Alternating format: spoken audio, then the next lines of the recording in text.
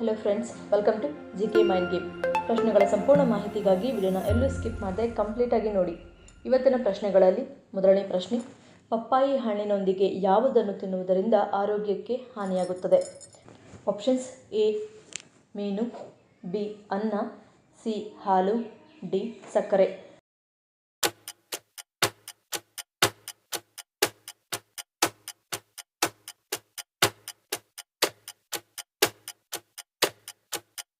ಸರಿಯಾದ ಉತ್ತರ option C ಹಾಲು. ಎಲ್ಲ ಕಾಲದಲ್ಲಿಯೂ ಜನರಿಗೆ ಸುಲಭವಾಗಿ ಸಿಗುವ ಹಣ್ಣು ಎಂದರೆ ಅದು ಪಪ್ಪಾಯಿ. ಈ ಹಣ್ಣು ಆರೋಗ್ಯಕ್ಕೆ ಕೂಡ ಬಹಳ ಉತ್ತಮ ಎಂದು ಸುಲಭವಾಗಿ ಹೇಳಬಹುದು. ಪಪ್ಪಾಯಿ ಹಣ್ಣು ತನ್ನೊಳಗೆ ನೈಸರ್ಗಿಕವಾದ ಸಿಹಿ ಅಂಶವನ್ನು ಒಳಗೊಂಡ ಹಣ್ಣಾಗಿದೆ. ಎಲ್ಲ ವಯೋಮಾನದವರು ಕೂಡ ಈ ಹಣ್ಣನ್ನು ಇಷ್ಟಪಟ್ಟು ತಿನ್ನುತ್ತಾರೆ. ಆದರೆ ಹಾಲು ಅಥವಾ ಹಾಲಿನ ಉತ್ಪನ್ನಗಳನ್ನು ಪಪ್ಪಾಯಿಯೊಂದಿಗೆ ಸೇವಿಸಬಾರದು, ಏಕೆಂದರೆ ಇದು ದೇಹಕ್ಕೆ ಬಹಳಷ್ಟು ಹಾನಿಯನ್ನುಂಟು ಮಾಡುತ್ತದೆ. ಎರಡನೇ ಪ್ರಶ್ನೆ, ಯಾವ ಭಾರತೀಯ ನಗರವನ್ನು ರಕ್ತದ ನಗರ ಎಂದು ಕರೆಯಲಾಗುತ್ತದೆ? Options: A Guntur, B Tezpur, C Gaya, D ಅಹ್ಮದ್ನಗರ್.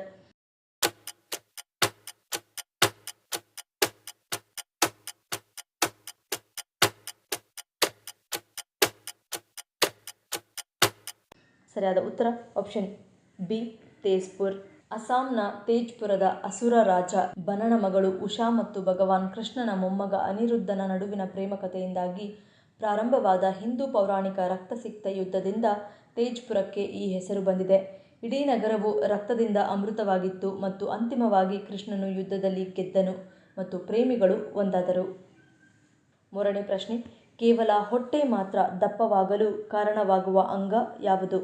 Options: A ಕರಳು, ಬಿ ಯಕೃತ್, ಸಿ ಲಿವರ್, ಡಿ ಮೇಲಿನ ಎಲ್ಲವೂ.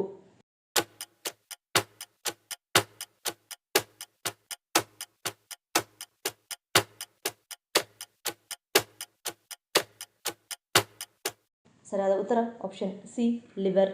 ಕೇವಲ ಹೊಟ್ಟೆ ಮಾತ್ರ ದಪ್ಪ ಆಗುತ್ತಿದೆ ಎಂದರೆ ಅದಕ್ಕೆ ಕಾರಣ ಲಿವರ್. ಲಿವರ್ ಕೊಡುವಂತಹ ಒತ್ತಡ ಹೊಟ್ಟೆಯ ಗಾತ್ರ ಹೆಚ್ಚಾಗುವ ಹಾಗೆ ಮಾಡುತ್ತದೆ. ಲಿವರ್ನಲ್ಲಿ ಕೊಬ್ಬಿನ ಅಂಶ ಶೇಖರಣೆಯಾಗಿ ಸರಿಯಾಗಿ ಮೆಟಬಾಲಿಸಂ ಪ್ರಕ್ರಿಯೆ ನಡೆಯದೆ ಇನ್ಸುಲಿನ್ ಸೂಕ್ಷ್ಮತೆ ಕೂಡ ಕಡಿಮೆಯಾಗಿ ಹೊಟ್ಟೆ ದಪ್ಪ ಆಗುವಂತೆ ಮಾಡುತ್ತದೆ. ನಾಲ್ಕನೇ ಪ್ರಶ್ನೆ, ಯಾವ ಸಮಯದಲ್ಲಿ ಹೆಚ್ಚಾಗಿ ನೀರನ್ನು ಕುಡಿಯಬಾರದು? ಆಪ್ಷನ್ಸ್: ಎ ವ್ಯಾಯಾಮ, ಬಿ ಆಹಾರ ಸೇವನೆ, ಸಿ ಸ್ನಾನ, ಡಿ ಎದ್ದ ತಕ್ಷಣ.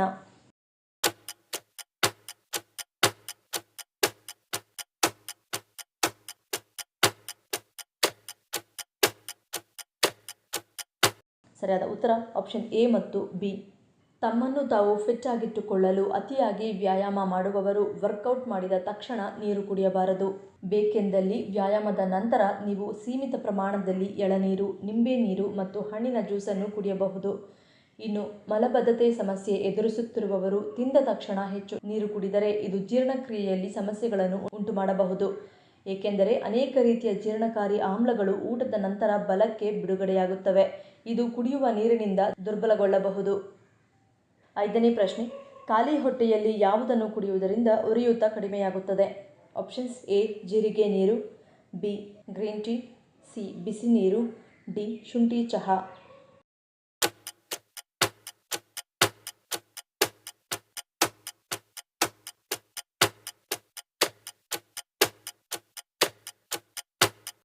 ಸರಿಯಾದ ಉತ್ತರ ಆಪ್ಷನ್ ಡಿ ಶುಂಠಿ ಚಹಾ. ಖಾಲಿ ಹೊಟ್ಟೆಯಲ್ಲಿ ಶುಂಠಿ ಚಹಾ ಕುಡಿಯುವುದರಿಂದ ನಮ್ಮ ಉರಿಯೂತ ಕಡಿಮೆಯಾಗುತ್ತದೆ ಮತ್ತು ರೋಗ ನಿರೋಧಕ ಶಕ್ತಿ ಹೆಚ್ಚಾಗುತ್ತದೆ. ಇದು ಆಂಟಿ ಇನ್ಫ್ಲಮೇಟರಿ ಲಕ್ಷಣಗಳನ್ನು ಹೆಚ್ಚಿಸುತ್ತದೆ ಮತ್ತು ಉಸಿರಾಟದ ಸಮಸ್ಯೆಗಳನ್ನು ಸರಿಪಡಿಸಿ ಶ್ವಾಸಕೋಶದ ಭಾಗದಲ್ಲಿ ಕಟ್ಟಿಕೊಂಡಿರುವ ಸಿಂಬಳವನ್ನು ಕರಗಿಸುತ್ತದೆ ಮತ್ತು ಶ್ವಾಸಕೋಶ ಚೆನ್ನಾಗಿ ಕೆಲಸ ಮಾಡುವಂತೆ ಮಾಡುತ್ತದೆ. ಆರನೇ ಪ್ರಶ್ನೆ, ಲೋ ಬಿಪಿ ಇರುವವರು ತಪ್ಪದೇ ಪ್ರತಿದಿನ ಯಾವುದನ್ನು ತಿನ್ನುವುದು ಅವರ ಆರೋಗ್ಯಕ್ಕೆ ಉತ್ತಮ ಪ್ರಯೋಜನವಾಗಿದೆ? ಆಪ್ಷನ್ಸ್: ಎ ಸೀಗಡಿ, ಬಿ ಅಣಬೆ, ಸಿ ಮೊಟ್ಟೆ, ಡಿ ಸೇಬು.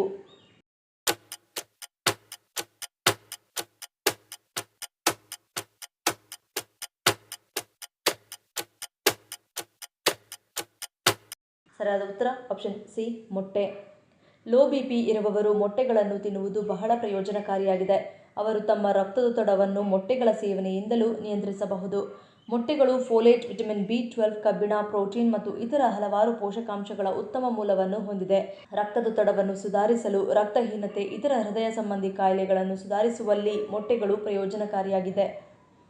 7ನೇ ಪ್ರಶ್ನೆ, ಯಾವ ಮರವನ್ನು ಜೀವನದ ಮರ ಎಂದು ಕರೆಯಲಾಗುತ್ತದೆ? ಆಪ್ಷನ್ಸ್ ಎ ಪೈನ್ ಮರ, ಬಿ ಬಾಬರ್ ಮರ, ಸಿ ಈಚಲು ಮರ, ಡಿ ಆಲದ ಮರ.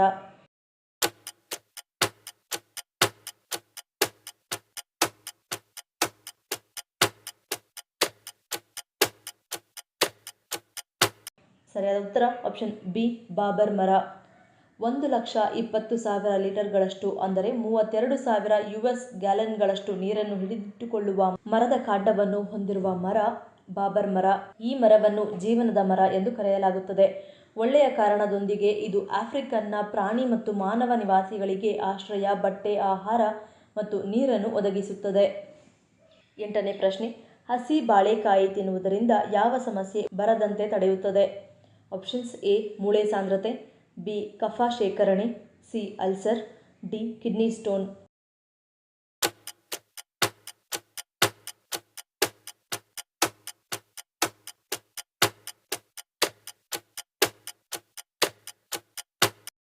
ಸರಿಯಾದ ಉತ್ತರ ಆಪ್ಷನ್ ಎ ಮೂಳೆ ಸಾಂದ್ರತೆ. ಹಸಿ ಬಾಳೆಕಾಯಿ ಅಥವಾ ಬಾಳೆಹಣ್ಣುಗಳ ಪ್ರಯೋಜನಗಳು ನಮ್ಮಲ್ಲಿ ಹೆಚ್ಚಿನವರಿಗೆ ತಿಳಿದಿಲ್ಲ.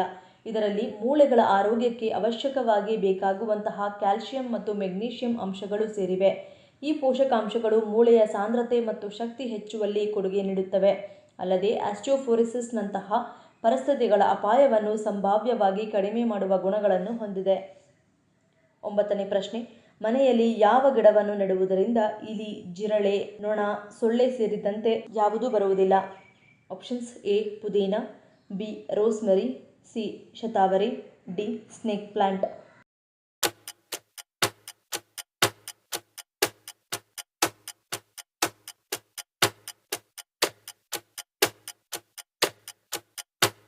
ಸರಿಯಾದ ಉತ್ತರ ಆಪ್ಷನ್ ಎ ಮತ್ತು ಬಿ.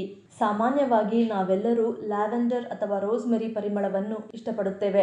ಇದರಿಂದ ಪರಿಮಳಯುಕ್ತ ಮೇಣದ ಬತ್ತಿಗಳು ಮತ್ತು ಸಾರಭೂತ ತೈಲಗಳನ್ನು ಅದರ ಸುಗಂಧದೊಂದಿಗೆ ಬಳಸಲಾಗುತ್ತದೆ. ಆದರೆ ಇಲಿಗಳು ಲ್ಯಾವೆಂಡರ್ ವಾಸನೆಯನ್ನು ಇಷ್ಟಪಡುವುದಿಲ್ಲ.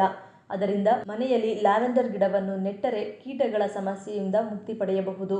ರೋಸ್ಮೆರಿ ಒಂದು ಅರೋಮ್ಯಾಟಿಕ್ ಸಸ್ಯವಾಗಿದ್ದು ಕೂದಲು ಆರೋಗ್ಯಕರವಾಗಿರಲು ಮತ್ತು ತಲೆಹೊಟ್ಟು ಕಡಿಮೆ ಮಾಡಲು ಸಹಾಯ ಮಾಡುತ್ತದೆ. ಆದರೆ ಇದರ ಪರಿಮಳ ಇಲಿ, ಜಿರಳೆ, ಸೊಳ್ಳೆ, ಕ್ರಿಮಿಕೀಟಗಳಿಗೆ ಇಷ್ಟವಾಗುವುದಿಲ್ಲ. ಈ ಗಿಡವನ್ನು ನಿಮ್ಮ ಮನೆಯಲ್ಲಿ ಬೆಳೆಸುವುದರಿಂದ ಸೊಳ್ಳೆಗಳು ಸಹ ದೂರವಾಗುತ್ತದೆ. ಮತ್ತು ಪುದೀನ ಎಲೆಗಳು ನಮ್ಮ ಆರೋಗ್ಯಕ್ಕೆ ತುಂಬಾನೇ ಪ್ರಯೋಜನಕಾರಿಯಾಗಿವೆ. ಆದರೆ ಮನೆಯಲ್ಲಿ ಪುದೀನ ಗಿಡ ನೆಡುವುದರಿಂದ ಕೀಟಗಳ ಕಾಟ ಕಡಿಮೆಯಾಗುತ್ತದೆ. 10ನೇ ಪ್ರಶ್ನೆ, ಭಾರತಕ್ಕೆ ಎಷ್ಟು ವರ್ಷಗಳ ಸಮುದ್ರಯಾನದ ಇತಿಹಾಸವಿದೆ? Options A 100,000, B 5,000, C 10,000, D 15,000.